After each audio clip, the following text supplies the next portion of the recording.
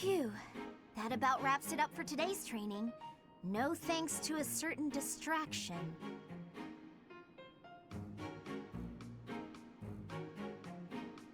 Professor Hanneman, I know you're there. It's extremely unsettling the way you're always staring like that. Oh, my apologies, child. I was trying to remain inconspicuous, not wanting to interrupt. Your half-hearted attempt to hide your weird staring only makes it weirder. Well, I must apologize. In the future, I shall do my staring out in the open. That might ease the weirdness, but it will continue to be extremely unsettling. I have no desire to disturb nor to disquiet you, but you are a most exquisite subject for my crest research. And you understand that the foundation of all research is observation. I understand well enough, and I'll do my best to ignore it. But in return... Do not worry. Your secret is safe with me. I have not spoken a word of your twin crests to anyone. Shh! Don't talk so loudly about it out here in the open. Pardon my excitement. I simply cannot let the opportunity to study such a miraculous subject go to waste. These awful crests may seem miraculous to you, but for me, they fall under the category of curse.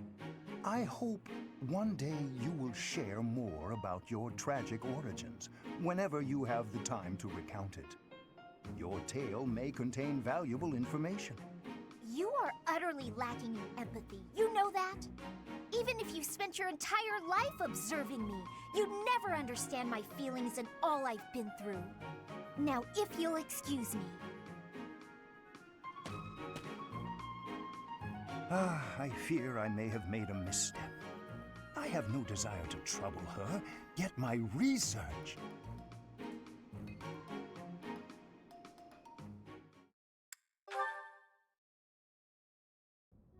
Professor Hanneman, is this a good spot for this book? That will do nicely, Lysithea. I'm sorry to trouble you with these chores. It's no trouble. After all, it's proper etiquette for the young to help the elderly. The elderly? I'm only... Never mind. How have you been feeling of late? Anything worth mentioning? I've been feeling well enough, all things considered. You seem to be maturing remarkably. No doubt your well-being is due to the positive influence of your twin crests working in tandem. Here he goes with the positive again. Looks like your research is more useless than I thought.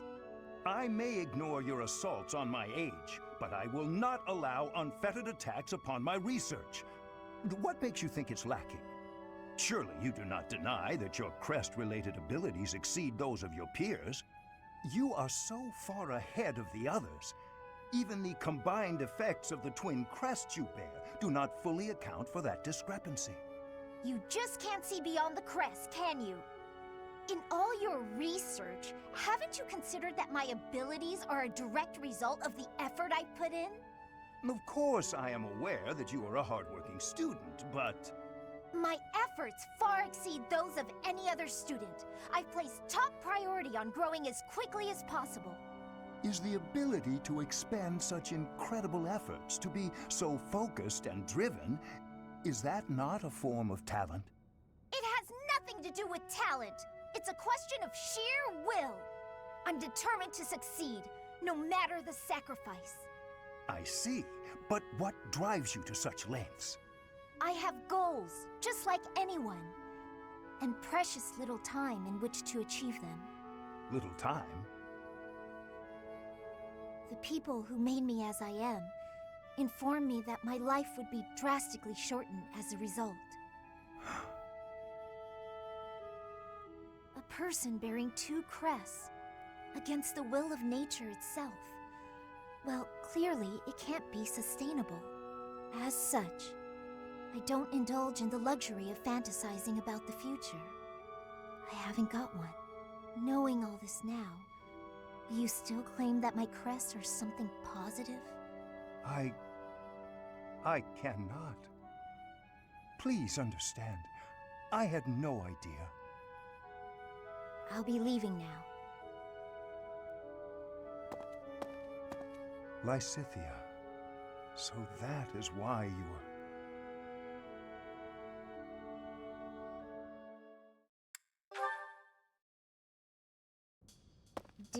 want something, Professor Hanneman? Ah, Lysithea. Thank you for coming. First, I ask that you allow me to apologize. I fear I hurt you with my insensitive words. I have failed you, not as a researcher, but as a human being. I'm the one who should apologize. I'm sorry for being rude to you. Anyway, I'll keep going along with your research. I have to be on my way now. Please, Lysithea, a moment more. I did not call you here simply to apologize. I told you once that you were an exquisite subject for my crest research. Why? Because there are no records of any other person ever having borne 2 crests. Correct. We cannot say anything for certain about the makeup of your body. Therefore, it seems hasty to conclude that overcoming your shortened lifespan is an impossible feat. What is it you're implying? Lysithea, what is my field of study? Crestology, of course.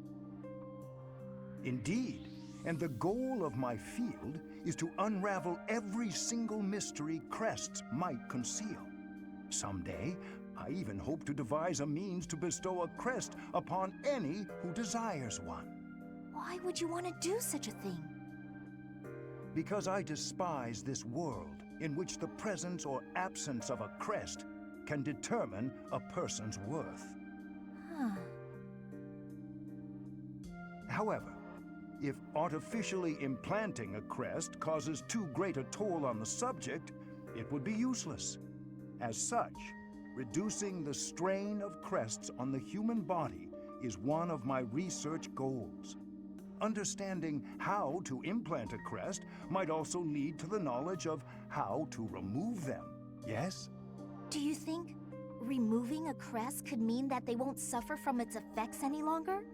What I am trying to tell you is, the question of whether your lifespan can be restored is entirely within the scope of my research. Could you really do that? It is difficult to say for sure, but as long as the possibility exists, I will continue to seek it. Lysithea, let me ask you once more. Will you assist me in my research? Professor Hanneman, I think I'm the one who should be asking for your help, really. Anyway, I'm sick of a crest determining a person's worth, too. Ah, is that right? Perhaps you would even like to begin studying crestology yourself. I think you would make a fantastic apprentice. A life devoted to research is a noble life, you know. If you do manage to restore my lifespan, I'd certainly think about it. I will hold you to those words. Ah, I see a fine future ahead of us.